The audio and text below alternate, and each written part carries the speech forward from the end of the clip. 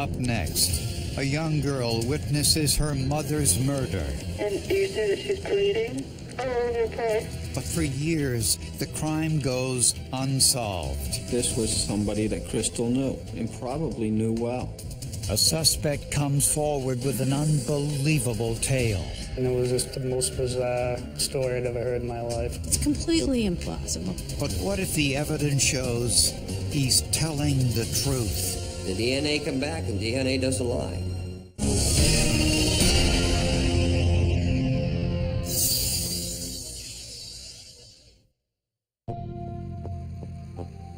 In the summer of 1992, Crystal Perry bought a small house in Bridgeton, Maine.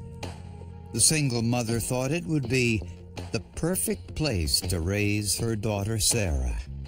My mother's number one priority was taking care of me, and she did all she could to, buy a house for us as soon as she could and make sure that, I had a really stable upbringing. Crystal found work in a local shoe factory, and by all accounts, was a good parent.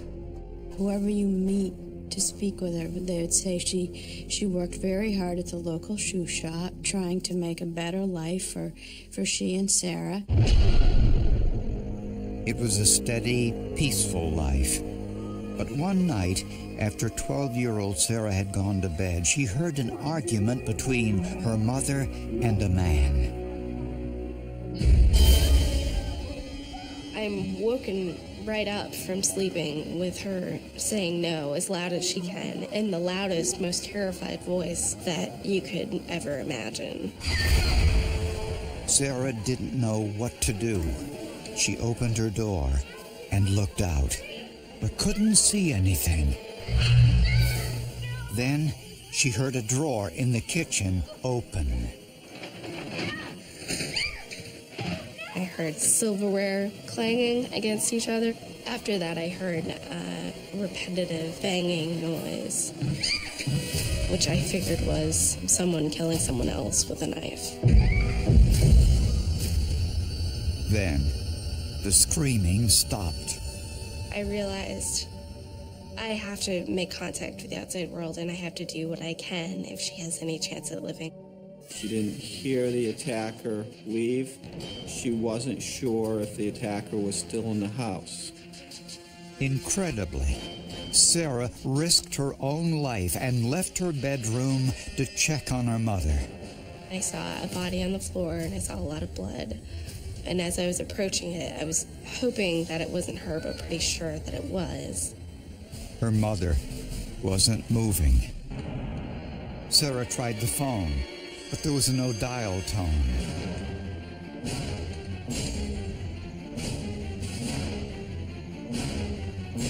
So she ran a half mile to a neighbor's house and knocked on the door. But no one answered. She kept running and finally came to a small restaurant. And I said, someone's killed my mother, and I think this person could be after me. I really need to call 911. I woke up in the middle of the night, and Mom was screaming, no water, really loud, and then it kept getting softer and softer. So your mom is in the house right now? Uh-huh. And you said that she's bleeding all over the place. When police arrived, Crystal Perry was pronounced dead at the scene. It's a horrific scene. Crystal Perry is lying on the kitchen floor. There's blood everywhere. There's pools of blood. There's footprints in blood. There's blood drops. Crystal Perry had been stabbed more than 50 times. There was a bloodshed event that occurred in the living room area, and that extended from that area into the kitchen where she was found. We classify this as a crime of passion because of the overkill, which usually, 99% of the time, leads it to be somebody known and some acquaintance of the victim.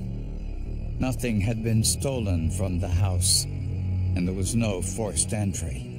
She was in her bathrobe. It was later at night, and for her to be comfortable to open the door, if that's what happened. It certainly suggests she either knows them or would recognize them. It looked as if the killer attempted to clean up. While doing so, he tracked bloody shoe prints over the kitchen floor. There were footwear impressions of varying quality and clarity all throughout the flooring. Approximately 20 or more were visible. This helped identify the number of assailants. Crystal had bare feet, so either there was one suspect at the crime scene or there were two with the same type of shoe and the same outsole design, so the likelihood of that is low. Bridgeton was a small town, only a few thousand people, and as residents soon learned, one of them was a killer.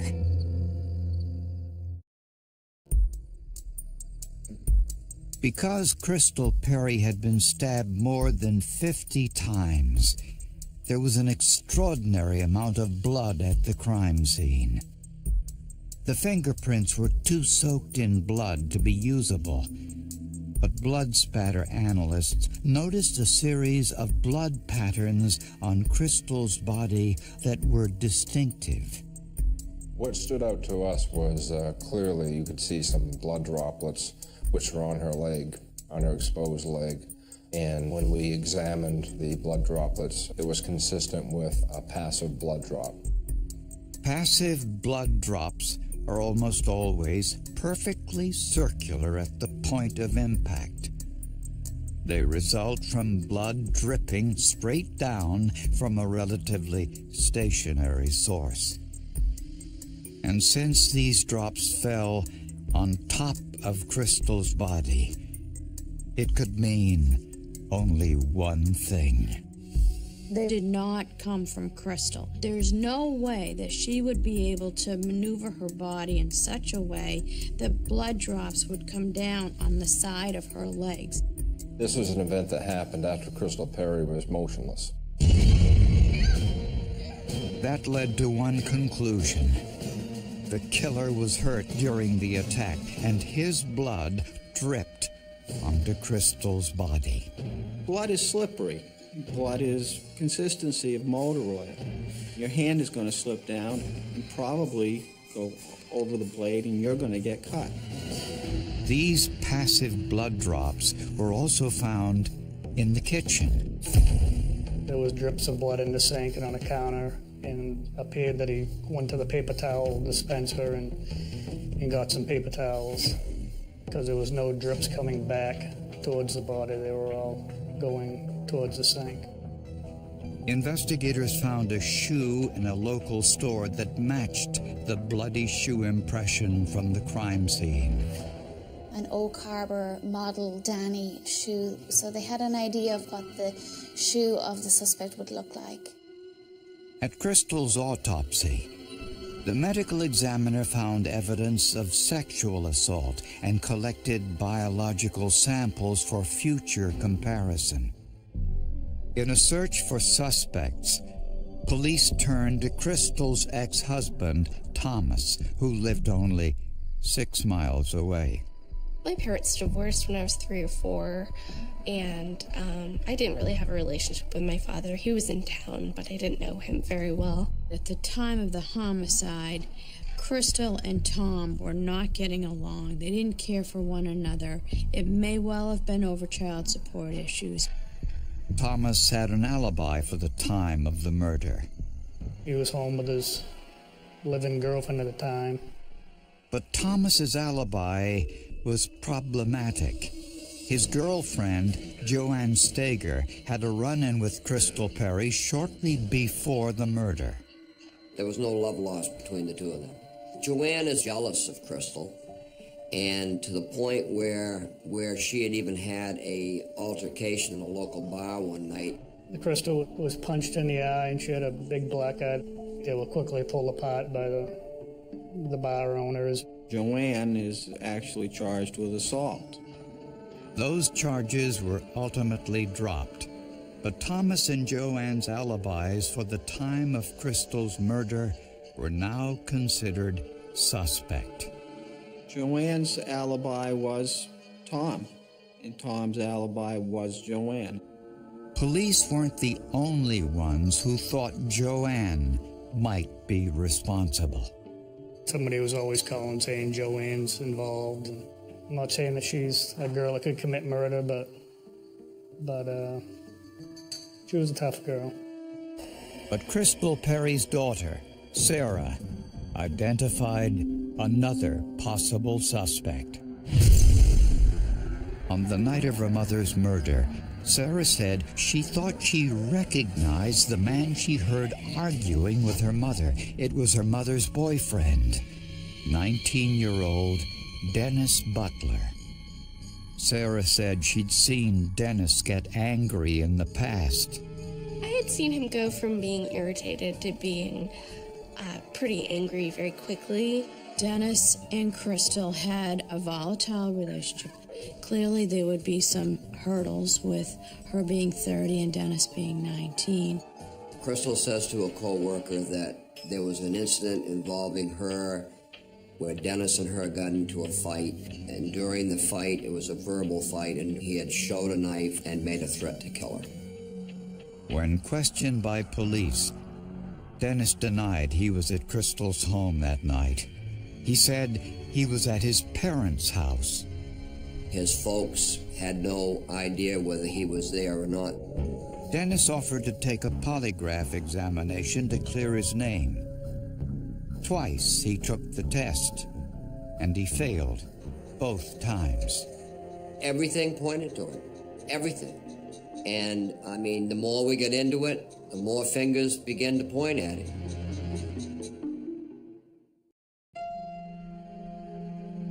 After Crystal Perry's murder, her daughter, Sarah, then 12 years old, was forced to move to Texas to live with relatives. It was understandably a difficult time. When I fell apart, I really did fall apart and, cried a lot and had a lot of fear. I didn't want to be left alone in the house. Crystal Perry's 19-year-old boyfriend, Dennis Butler, was a possible suspect. Butler failed 2 polygraph tests. It tells us that he, being deceptive, he was not telling the truth on some of these answers, which indicated he was either directly involved or he had knowledge of what took place that night. Butler wore the same size shoe as the footwear impressions at the crime scene. But investigators did not find Oak Harbor brand shoes in his home. When investigators asked Butler for his DNA sample, he agreed, but in return, asked police for a favor in the event they returned to arrest him. He says, I know everything's going to point to me, and so when it does, try to give me a little bit of courtesy here. When you come to get me at my place of work, would you come in the back door? Because they've been really good to me, and I don't want to embarrass the business. I think in my whole 15 years in the homicide unit, I don't think I ever had anybody say that to me. But when Butler's DNA was compared to DNA from the crime scene, to everyone's surprise, there was no match. I was shocked that it did not come back Dennis's. They were all in shock. I think they were all probably 99% sure that Dennis was the one. So shocking that investigators had difficulty believing the results. Dennis is such a logical suspect, they ask that it be tested again. The results from the second test were the same. The DNA come back, and DNA doesn't lie. And it was not Dennis. The DNA of blood from the crime scene was also compared to Crystal's ex-husband Thomas, his girlfriend Joanne, and several other suspects. But again, there was no match. After the DNA results came back, I think everything was on the table. Everything was potentially possible again. The DNA from the crime scene was eventually compared to the DNA profiles in the database of known criminal offenders, and again, there was no match. With that, The case went cold. The townspeople were very upset. I think anytime you have a case that goes unsolved for a long period of time, it has even more of a dramatic impact. It's frightening for the people in town. Homicide cases are never truly closed, but the investigation continued with little progress. I was on this case for 4 years before I retired, and quite frankly, I stayed on an extra 2 years with the state police because of this case. We knew we had the physical evidence that could nail this person. We just had to find a person to match. Over the next 12 years, several suspects were considered, including a serial killer and a local handyman whose romantic advances Crystal had once rejected, but DNA excluded them both. Eventually, so much time had passed that I accepted that we weren't going to find this person. Then, incredibly, investigators got a break. The statewide DNA database reported a cold hit. A man named Michael Hutchinson had recently served 6 months in a Maine prison for a weapons offense, and he was required by law to submit a DNA sample for the database. It matched the semen from Crystal Perry's autopsy. It is his DNA. It was DNA to a mathematical certainty. It was him, to the exclusion of everyone else. It was his DNA at the Crystal Perry residence. Michael Hutchinson lived within about a mile of Crystal Perry at the time that this incident occurred. Hutchinson was 19 years old at the time of Crystal Perry's murder. He was never on the screen. He was barely 20 years old. His name never surfaced because there was no relationship between the two of them. They were never seen together. When questioned, Hutchinson made a startling confession. He admitted he was with Crystal on the night of the attack. His story is that he was having a secret romance with Crystal. Hutchinson claimed he and Crystal were in bed when an intruder burst into the house.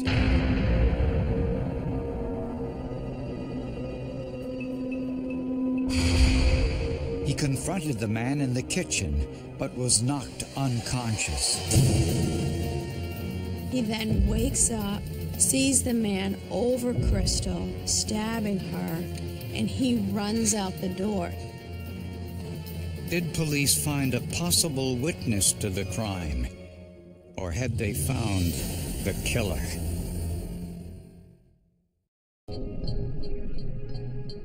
Michael Hutchinson claimed he had an explanation for why his DNA was at the scene of Crystal Perry's murder. He claimed he was in Crystal's home having consensual sex when an intruder broke in. He said he fled the scene during the attack to protect himself, and later was embarrassed to admit it. He said he was ashamed because he couldn't protect Crystal or Sarah, and he got scared and ran out of the house, and he didn't tell anybody because he was ashamed. Even Hutchinson's ex-wife, who had filed 2 protection from abuse orders against him, insisted he was no killer. I don't believe Michael's a murderer. I don't believe he's capable of it, and I support him fully. But Hutchinson, who worked in his father's construction business, was known to have drug and alcohol problems. We had former girlfriends saying that, he was a nut, he'd drink and get ugly and get mean. People that we spoke to just said that he was just real erratic during this time. You didn't know what to expect from him. Investigators found numerous problems with Hutchinson's story. First, Crystal's bed looked as if only one person had been sleeping in it. And if Hutchinson had been having an affair with Crystal, why hadn't her daughter ever seen him? I would have known. I was living in the house. We really lived as a pair. You know, when you live with a single mother, you know what's going on in her life. The bloody shoe impressions at the crime scene also disputed Hutchinson's story. It appeared from my analysis that there was only one person there at the crime scene leaving down that outsole design when the blood was wet. Finally, analysts compared Hutchinson's DNA to the perfectly round blood drops on Crystal's leg.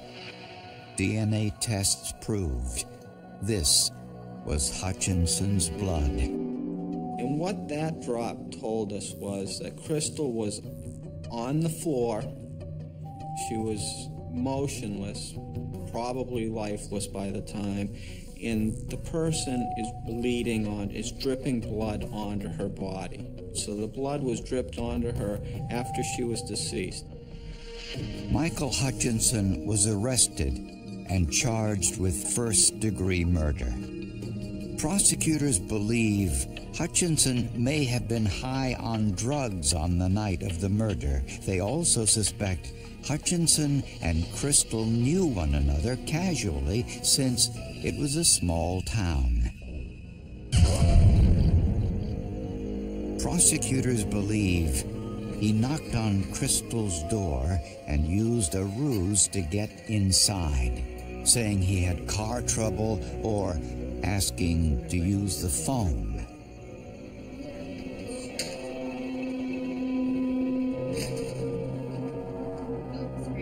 They think his real motive was to make a sexual advance, which Crystal refused.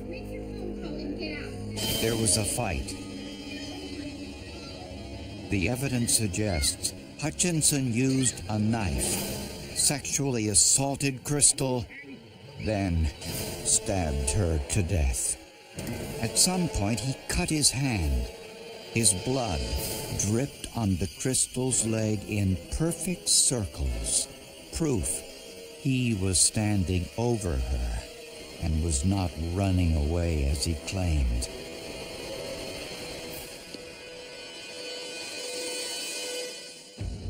The final nail in Hutchinson's coffin was the scar police noticed on his right hand the day they arrested him. We saw the significant scar that ran basically from the palm area across the whole front of the hand. During his trial, Hutchinson testified in his own defense, telling the same story of the intruder. The jury didn't believe him either. Everything he told us was a lie, and it was pretty easy to prove once we knew who he was. It took the jury just 2 hours to find Michael Hutchinson guilty of first-degree murder. He was sentenced to life in prison with no possibility of parole. I know this is a really big day, not only for me and my family, but that it will also bring peace to a lot of other people. The best I can do is accept that there is pure evil in the world and that there are people who are not redeemable. Although it took years to solve the crime, science eventually brought justice to a daughter who never lost hope. I would say the scientific facts in this case really have ruled out any sort of ambiguity that might have been left in anyone's mind. It was the investigators that found the blood spot that didn't belong on Crystal Perry's leg, but it was the DNA that really solved the case, because without that, we never would have found Michael Hutchinson. If not for forensic science in this case, we probably would have put the wrong person behind bars.